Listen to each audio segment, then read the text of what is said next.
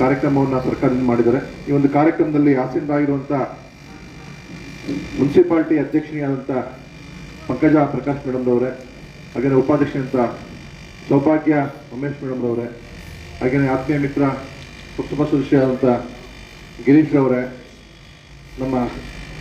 ನಮ್ಮ ಅಗ್ನಿಶಾಮಕ ಠಾಣೆಯ ತಾಲೂಕು ಮುಖ್ಯಸ್ಥರಾದಂಥ ಚಂದ್ರಶೇಖರ್ ಅವರೇ, ದಿಶಾ ಕಮಿಟಿಯ ಸದಸ್ಯರು, ನಾಯಕ ಸಮುದಾಯದ ತಾಲೂಕು ಅಧ್ಯಕ್ಷರಂತ ನರಸನಾಯಕರವರೇ, ಎಲ್ಲ ಆತ್ಮೀಯ ಪತ್ರಿಕಾ ಬಂಧುಗಳೇ, ಬಸವರಾಜ್ ಇರ್ಬೋದು, ಹರಿಚರಣ, ನಮ್ಮ ನೀಲಕಂಠಣ್ಣ, ದಿನೇಶು, ಎಲ್ಲ ಆತ್ಮೀಯ ಬಂಧುಗಳೇ, ಇವತ್ತು ನಾವು ನೀವೆಲ್ಲರೂ ಸಹ ತಾಲೂಕಿನಲ್ಲಿ ಯಾವುದೇ ಮೂಲೆಯಲ್ಲಿ ಒಂದು ನೀರಿನಿಂದ ಅಪಘಾತ ಆಗಿರ್ಬೋದು, ಕಟ್ಟಡಗಳಿಂದ ಅಪಘಾತ ಆಗ್ಬೋದು, ಮನೆಯಲ್ಲಿ ಗ್ಯಾಸಿಂದ ಅಪಘಾತ ಆಗ್ಬೋದು, ಯಾವುದೇ ಅಗ್ನಿ ಸ್ಪರ್ಶದಿಂದ ಅವಘಡವಾದ ಸಂದರ್ಭದಲ್ಲಿ ತಟ್ಟಂತ ನೆನಪಾಗೋದು ಅಗ್ನಿಶಾಮಕ ಇಲಾಖೆ. ಅವರ ಇಲಾಖೆಯ ಕೋಡ್ ನಂಬರ್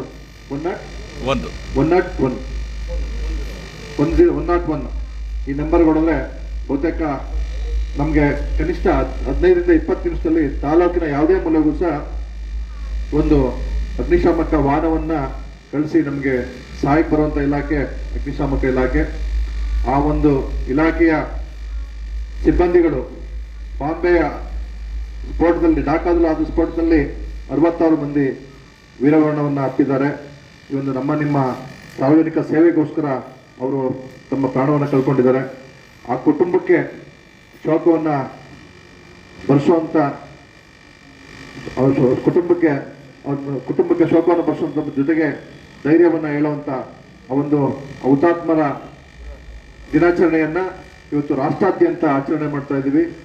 ಆ ಒಂದು ನಾವೆಲ್ಲರೂ ಸಹ ಒಂದಾಗೋಣ, ಸದೃಢ ಭಾರತವನ್ನು ಕಟ್ಟೋಣ, ಅಗ್ನಿಶಾಮಕದಿಂದ, ಅಗ್ನಿ ಅವಘಡದಿಂದ ದೂರ ಇರೋಣ ಎನ್ನುವ ಒಂದು ವಾಕ್ಯದೊಂದಿಗೆ ಈ ಒಂದು ಕಾರ್ಯಕ್ರಮವನ್ನು ಅಗ್ನಿ ಸುರಕ್ಷಿತ ಭಾರತ ಹುಟ್ಟುಹಾಕಲು ಒಂದಾಗೋಣ ಅನ್ನೋ ಒಂದು ವಾಕ್ಯದೊಂದಿಗೆ ಆಚರಣೆ ಮಾಡ್ತಾ ಇದ್ದಾರೆ.